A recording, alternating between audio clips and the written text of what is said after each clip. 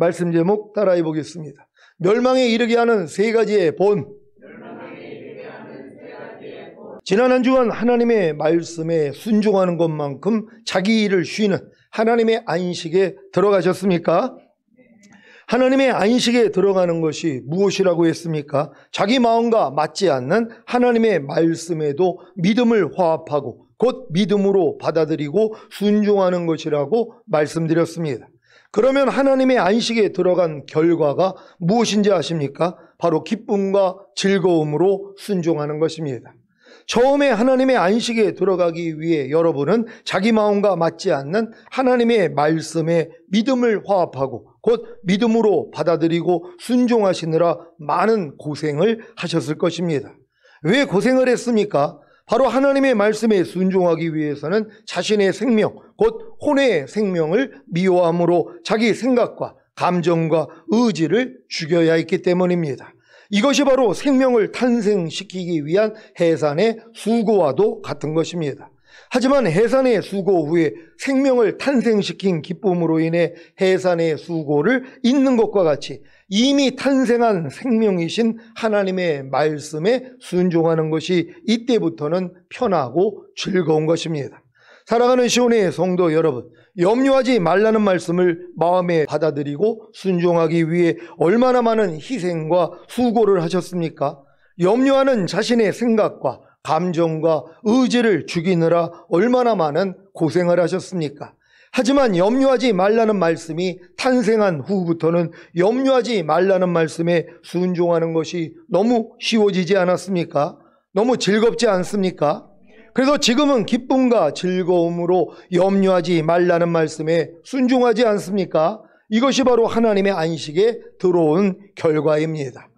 아직 기쁨과 즐거움으로 순종하지 못하는 말씀에 대해서는 하나님의 안식에 들어온 것이 아니라 안식에 들어가고 있는 과정일 뿐입니다. 여러분은 상대의 과실을 용서하라는 말씀을 기쁨과 즐거움으로 순종하고 계십니까? 기쁨과 즐거움으로 순종하는 단계에 이르려면 먼저는 해산의 수고부터 해야 합니다. 어떻게 해산의 수고를 합니까? 상대의 과실을 용서하라는 말씀에 순종하려고 할 때 나오는 불순종하려는 자신의 생명, 그 자신의 생각과 감정과 의지를 죽여야 합니다.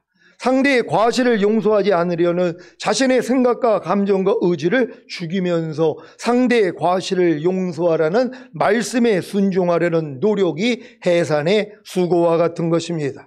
이 해산의 수고를 해야 비로소 아무리 상대의 과실을 용서하지 않으려는 자신의 생각과 감정과 의지를 죽이면서 상대의 과실을 용서하라는 말씀에 순종하려고 해도 할 수가 없는 자신으로 인해 절망하게 됩니다. 이때 믿음의 주여 또 온전케 하실 예수 그리스도를 바라보면 상대의 과실을 용서하지 않으려는 자신의 생각과 감정과 의지를 죽이면서 상대의 과실을 용서하라는 말씀에 순종하려고 해도 할 수가 없는 자신이 이미 예수님과 함께 죽은 사실을 보게 됩니다. 그리고 자신 안에 있는 새 생명이 이미 상대의 과실을 용서하라는 예수 그리스도의 마음이라는 것을 보게 되는 것입니다. 그러면 이때부터 상대의 과실을 용서하라는 생명이 탄생함으로 상대의 과실을 용서하라는 말씀에 순종하는 것이 너무 기쁘고 즐겁고 행복한 것입니다. 지금 불평하지 말라는 말씀이 여러분을 기쁘고 즐겁고 행복하게 하십니까? 그러면 하나님의 안식에 들어간 것입니다. 하지만 아직 불평하지 말라는 말씀이 힘들고 괴롭고 어렵다면 해산의 수고를 하고 계신 것입니다.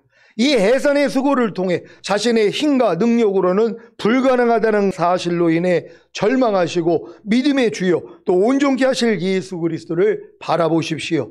그래야 불평하는 자신의 생각과 감정과 의지를 죽이면서 불평하지 말라는 말씀에 순종하려는 노력을 하는 자신이 이미 예수님과 함께 죽은 사실을 보게 됩니다. 그리고 자신 안에 있는 새 생명이 이미 불평하지 말라는 예수 그리스도의 마음이라는 것을 보게 되는 것입니다. 그러면 이때부터 불평하지 말라는 생명이 탄생함으로 불평하지 말라는 말씀에 순종하는 것이 너무 기쁘고 즐겁고 행복한 것입니다. 이러한 결과를 모르고 해산의 수고가 너무 힘들고 괴롭고 어려워서 참지 못하고 견디지 못한다면 불평하지 말라는 말씀은 유산이 되고, 이후로는 불평하지 말라는 말씀과 전혀 상관이 없는 사람이 될 것입니다. 사실 지금 항상 기뻐하라, 쉬지 말고 기도하라, 범사에 감사라는 하나님의 말씀과도 전혀 상관이 없는 신자들이 있습니다. 이 말씀들을 아예 자신의 마음 안에 받아들인 적이 없거나 받아들였어도 순종하기가 너무 힘들고 괴롭고 어려워서 자신의 생명, 그 자기 생각과 감정과 의지를 죽이는 것이 아니라 항상 기뻐하라, 쉬지 말고 기도하라, 범사에 감사라는 하나님의 말씀을 죽이는 것입니다. 이들은 주님이 자신의 왕됨을 거절한 자와 같기에 주님이 공중으로 강림하실 때 들림받지 못하고 이 세상에 남아 목배임을 받아야 겨우 구원을 얻습니다. 하나님은 참 공평하시지 않습니까? 하나님의 말씀에 순종하기 위해 지금 자신의 생명, 곧 자기 생각과 감정과 의지를 죽이며 해산의 수고를 하는 자에게는 생명을 얻는 기쁨을 얻게 하실 뿐만 아니라 주님이 공중으로 강림하실 때 첫 열매로 들림받는 복을 주시고, 하나님의 말씀에 순종하기 위해 지금 자신의 생명, 그 자기의 생각과 감정과 의지를 죽이지 않고 해산의 수고를 하지 않는 자에게는 생명을 얻는 기쁨을 얻지 못하게 하실 뿐만 아니라 주님이 공중으로 강림하실 때 이 세상에 남겨져 목배임을 받아야 겨우 구원을 얻게 하시는 것입니다. 그러니 이 마지막 때에 어떠한 삶을 살아야 하겠습니까? 하나님의 말씀에 순종하기 위해 자신의 생명, 그 자기 생각과 감정과 의지를 죽이며 해산의 수고를 하시기 바랍니다. 이 수고를 통해 결국에는 생명이 탄생함으로 안식하는 단계로 들어간 성도를 주님이 들림받게 해주시는데도 하나님의 말씀에 순종하려고 노력하는 신자들이 별로 없습니다. 거반 아들을 순종치 아니하는 자는 영생을 보지 못하고 도리어 하나님의 진노가 그 위에 머물러 있느니라는 저주 아래 있는 것입니다. 이사야 1장 19절 20절입니다. 제가 먼저 읽습니다.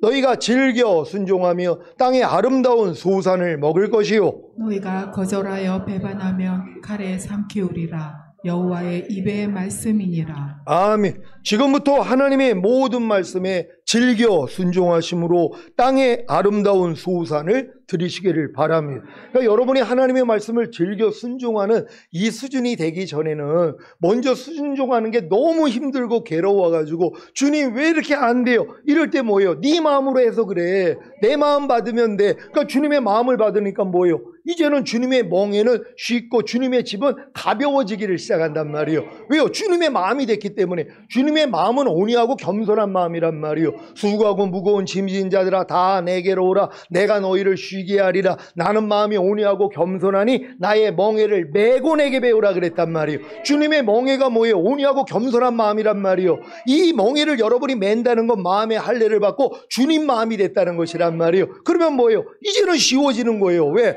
여러분의 마음으로 하지 않으니까. 그러니까 여러분의 마음으로 하려니까 힘든 거 아닙니까? 아니 왜 신앙생활이 왜 어렵냔 말이에요. 여러분의 마음 때문이란 말이에요. 빨리 이 마음을 여러분이 포기해야 되는 거예요. 주님 내 마음으로는 안 되네요. 그러니까 빨리 주님 마음 주세요. 그래서 주님 마음을 받아야지 뭐예요. 다 밥이죠.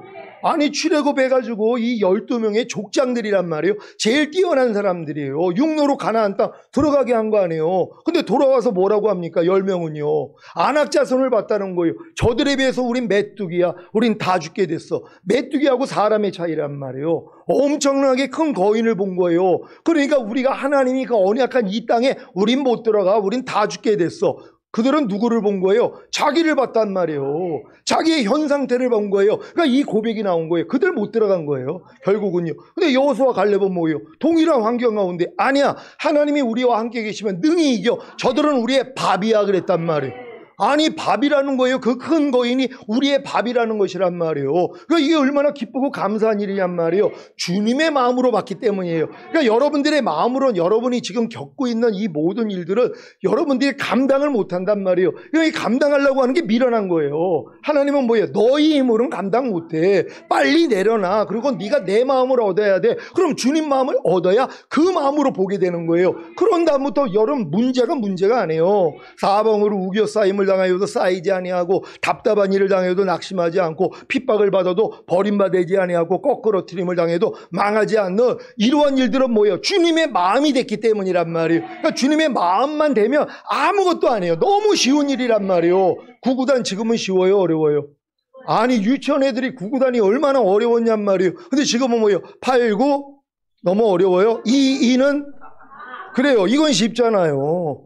8, 9 이렇게 잘 아시네요. 이게 굉장히 어려운 건데, 근데 이거를 유치원 애들이 이걸 어떻게 하냔 말이에요. 근데 성장하고 나니까 너무 쉬워지는 거예요. 3, 3은 이 자동으로 나와요. 이렇게 이 수준이 된 거잖아요. 아니, 깐난 애기들이 이걸 어떻게 하냔 말이에요. 성장하니까 자동으로 되는 것처럼. 그러니까 여러분의 생명만 성장을 하면, 믿음만 성장하면 다 밥이란 말이에요. 그러니까 여러분의 믿음을 키워주기 위해서 연단도 하시는 거예요. 감당할 만하니까. 그러니까 여러분 중에서 큰 시험을 당하는 분들을 보면 저는 높게 여겨요. 왜냐하면 이 믿음의 분량에 맞춰서 시험도 허락하는 말이에요. 그러니까 연약한 사람들에게는 약한 시험을 주지만 이 장성한 분량, 특히 신부가 될 사람들에게는 엄청난 시험을 준단 말이에요. 왜? 감당할 만하니까. 근데 이거는 내 힘으로는 안 되잖아요. 주님만 부르게 만드는 거예요. 그러니까 환난 가운데 나를 부르라. 그러면 내가 너를 구원하겠고 내가 나를 영화롭게 하리라 그랬잖아요. 그러니까 주님만 부르게 만들기 위해서 그 일을 허락하신다는 것이에요.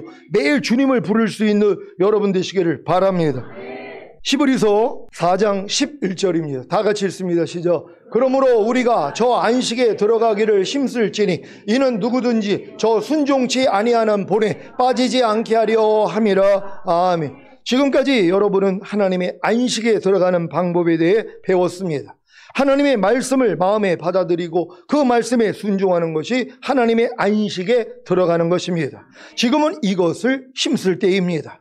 순종이 제사보다 낫고 듣는 것이 수양의 기름보다 나으니 이는 거여가는 것은 사술의 죄와 같고 완고한 것은 사신 우상에게 절하는 죄와 같음이라고 하신같이 기쁨으로 즐거움으로 순종하는 단계에 이르러 하나님의 안식에 들어가는 것이 지금은 여러분이 가장 힘쓸 일입니다. 그래야 구원받은 이스라엘이 순종치 않으므로 멸망당한 것과 같은 본에 빠지지 않습니다. 하나님의 모든 말씀에 순종함으로 하나님의 안식에 들어가려고 힘쓰지 않는다면 구원받은 후에 멸망당한 이스라엘과 같이 거여가는 것과 완고한 것에 빠질 수밖에 없습니다.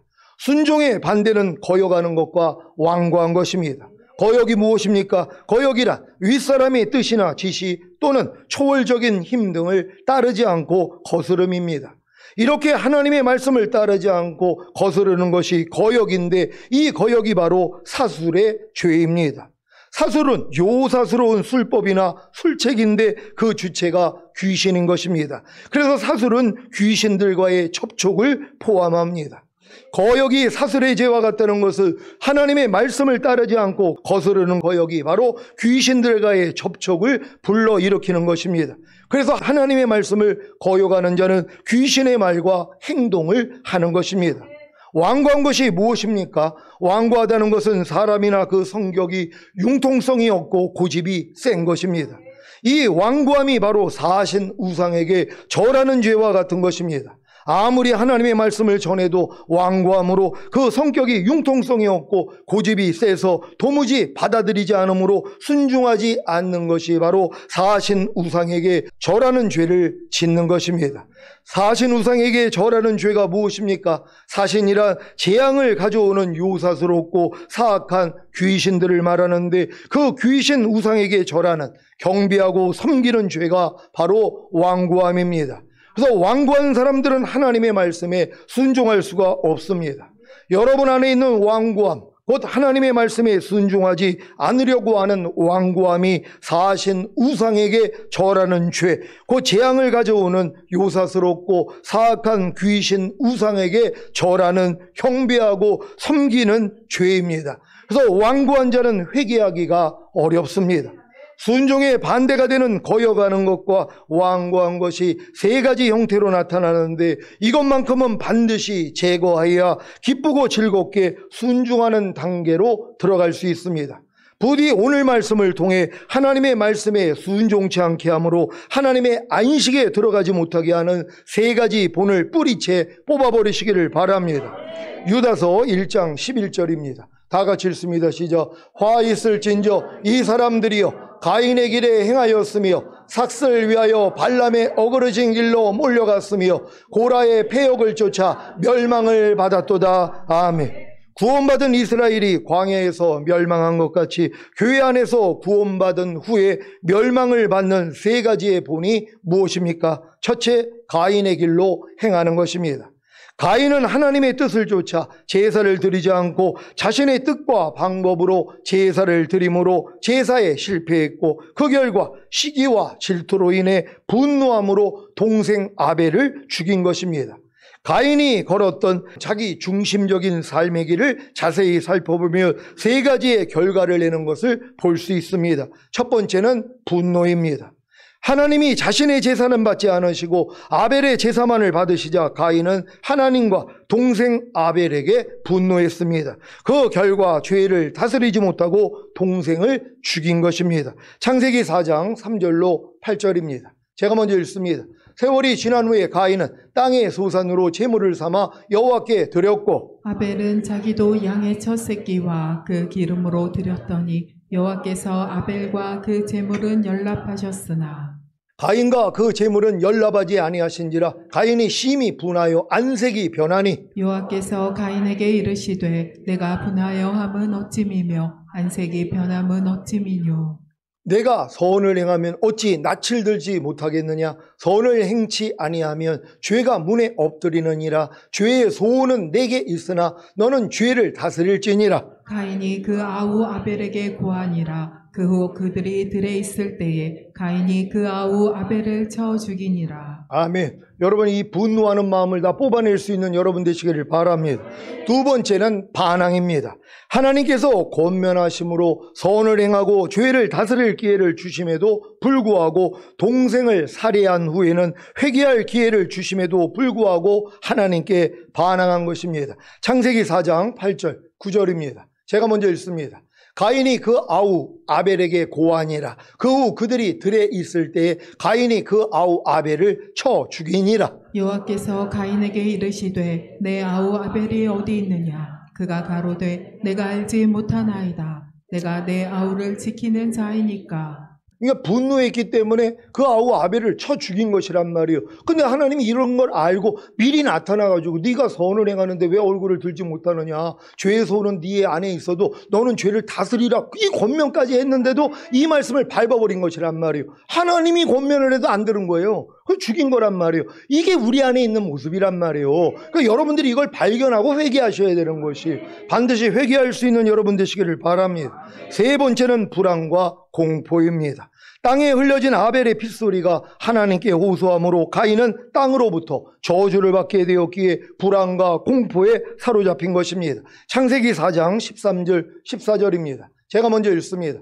가인이 여호와께 고하되 내 죄벌이 너무 중하여 견딜 수 없나이다. 주께서 오늘 이 지면에서 나를 쫓아내시온즉 내가 주의 낯을 배웁지 못하리니 내가 땅에서 피하며 유리하는 자가 될지라. 무릇 나를 만나는 자가 나를 죽이겠나이다. 아멘.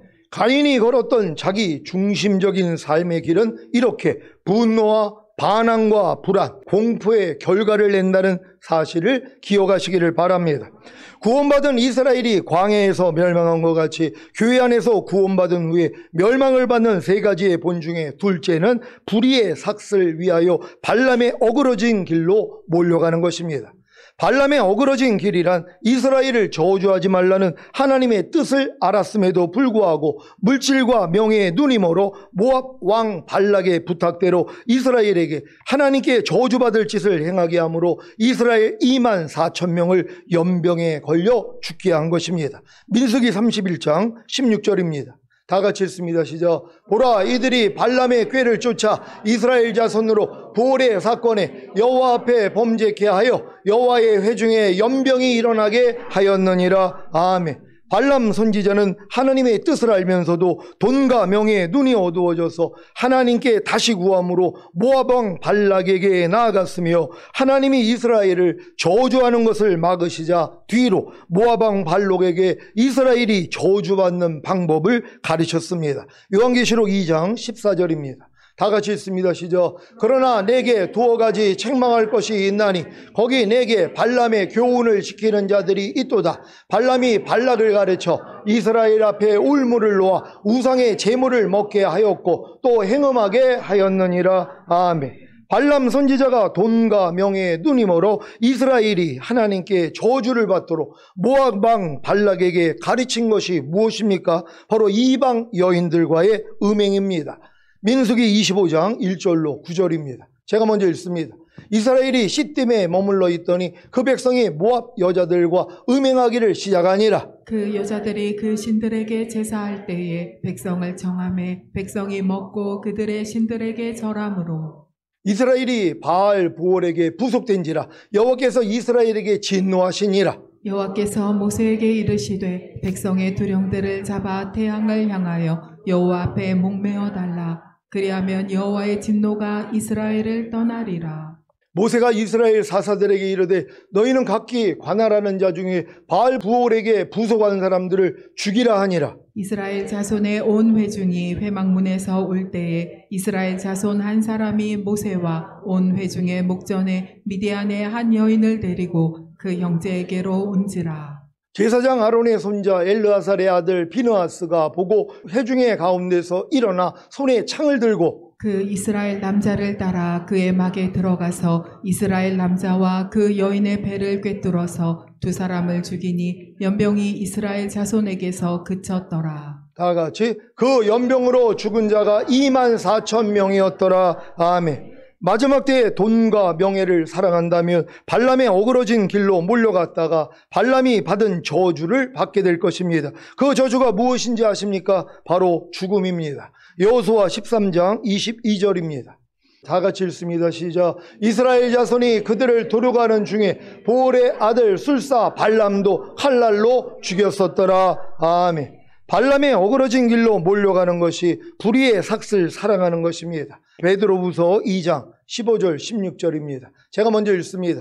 저희가 바른 길을 떠나 미혹하여 보올의 아들 발람의 길을 쫓는도다. 그는 불의의 삭슬 사랑하다가 자기의 불법을 인하여 책망을 받되 말 못하는 나귀가 사람의 소리로 말하여 이 선지자의 미친 것을 금지하였느니라. 아멘. 불의의 삭슬 사랑하는 것이 무엇입니까? 돈과 명예를 얻기 위해 하나님의 뜻을 알면서도 그 뜻을 버리는 것입니다. 이 세상에서는 하나님의 뜻만 버린다면 얻어지는 것이 너무 많습니다. 주일 성수를 하지 않을 때, 11조를 드리지 않을 때, 거짓말할 때, 남을 속일 때, 부정을 저지를 때, 탈세할 때, 학력을 속일 때, 남의 것을 도둑질할 때, 간음할 때, 분노할 때, 시기 질투할 때, 불평 원망할 때, 거짓 증언할 때, 비방할 때, 판단 정죄할 때, 미워할 때, 죄와 사탄이 주는 쾌락을 맛보지 않습니까? 이 쾌락으로 인해 하나님의 뜻을 저버리는 사람들은 다 불의의 삭슬 사랑하는 발람의 어그러진 길로 몰려가는 것입니다. 지금도 수많은 사람들이 돈과 명예를 위해 하나님의 뜻을 저버리고 발람의 길로 몰려가고 있지 않습니까? 그럴 뿐만 아니라 발람이 모압 왕 발락을 가르쳐 이스라엘을 저주받게 한 것 같이 불의의 삭슬 위에 신자들에게 잘못된 가르침을 베푼다면 저주 위에 저주를 받게 될 것입니다. 로마서 1장 28절로 32절입니다. 제가 먼저 읽습니다. 또한 저희가 마음에 하나님 두기를 싫어하며 하나님께서 저희를 그 상실한 마음대로 내어버려 두사 합당치 못한 일을 하게 하셨으니 곧 모든 불의, 추악, 탐욕, 악의가 가득한 자요 시기, 살인, 분쟁, 사기, 악독이 가득한 자요 수근수근하는 자요 비방하는 자요 하나님의 미워하시는 자요 능욕하는 자요 교만한 자요 자랑하는 자요 악을 도모하는 자요 부모를 거역하는 자요 우매한 자요 배악하는 자요 무정한 자요 무자비한 자라. 다 같이 저희가 이 같은 일을 행하는 자는 사형에 해당하다고 하나님의 정하심을 알고도 자기들만 행할 뿐 아니라 또한 그 일을 행하는 자를 옳다 하느니라. 아멘. 이렇게 21가지 사형에 해당하는 죄들이 있단 말이에요. 그리고 이런 죄들을 이 신자들이 짓고 있는 거란 말이에요. 근데 이걸 뭐예요? 자기들만 행할 뿐 아니라 그 일을 행하는 사람을 옳다 여긴단 말이에요. 아유, 사람이 연약하니까 이런 죄 질 수 있지. 그래서 우리가 교회 다니는 거 아니야? 이걸 가르치고 있어요. 그러니까 누가 이 사형에 세상에 당하는 죄를 이기려고 노력을 하냔 말이에요. 왜요? 아니 저런 죄를 져도 괜찮다고 가르치니까. 그러니까 자기들만 행할 뿐 아니라 그 일을 행하는 사람을 옳다고 한다는 거예요. 누가요? 가르치는 자들이요. 그러니까 이 바르게 가르치지 않는 사람들 밑에서 양육을 받으면 다 이런 죄 가운데 빠질 수밖에 없다는 것이에요. 여러분 이런 죄에서 다 노임받고 계십니까? 반드시 모든 죄를 이길 수 있는 여러분 되시기를 바랍니다. 구원받은 이스라엘이 광야에서 멸망한 것 같이 교회 안에서 구원받은 후에 멸망을 받는 세 가지 본 중에 셋째는 고라의 패역을 쫓는 것입니다. 패역이라 사람으로서 마땅히 하여야 할 도리에 어긋나고 순리를 거스른 것입니다. 그러면 고라의 패역이 무엇입니까? 민수기 16장에 보면 고라의 패역에 대한 사건이 나옵니다. 고라는 레위의 증손이요 모세의 사촌 형이었습니다. 어느 날 사탄은 고라에게 모세에 대한 불신을 넣어주었고 그 생각을 받아들인 고라는 자기 영향력 아래에 있는 다른 족장 250명과 다단과 아비람 같은 몇몇 유력 인사들을 충동하여 세력을 형성하고 하나님의 종 모세를 축출하려고 한 것입니다. 즉 제사장이 되고자 하는 자신의 욕망을 이루려고 자기의 주장을 추종하는 무리로 파당을 만들어서 모세와 아론을 반역한 것입니다. 이로 인해 고라와 다단과 아비람은 그 가족과 함께 하나님의 심판을 받아 땅이 갈라져 산채로 음부에 내려가는 멸망을 받았고 분향하던 250명의 족장들은 하나님께로서 불이 나와 소멸되었습니다. 불에 타 죽었다는 것입니다. 고라가 패역을 일으킨 명분이 무엇인지 아십니까? 첫째는 모세와 아론이 여호와의 총회 중에서 스스로 높인다는 것입니다. 한마디로 너만 선지자냐? 우리도 선지자다. 다 왕같은 제사장이라고 했는데 너만 제사장이냐? 우리도 제사장이다 라고 한 것입니다. 둘째는 모세와 아론이 교인들 위에 군림하여 모든 권리와 특혜를 누리고 있다는 것입니다. 자기도 레위인으로 성막에서 봉사하는 자가 되었음에도 불구하고 레위 지파 중 오직 아론의 후손이라야 제사장이 되는 데에 불만을 품은 것입니다. 민수기 16장 8절로 11절입니다. 제가 먼저 읽습니다. 모세가 또 고라에게 이르되 너희 레위 자손들아 들으라. 이스라엘의 하나님이 이스라엘 회중에서 너희를 구별하여 자기에게 가까이 하게 하사 여호와의 성막에서 봉사하게 하시며 회중 앞에 서서 그들을 대신하여 섬기게 하심이 너희에게 작은 일이겠느냐.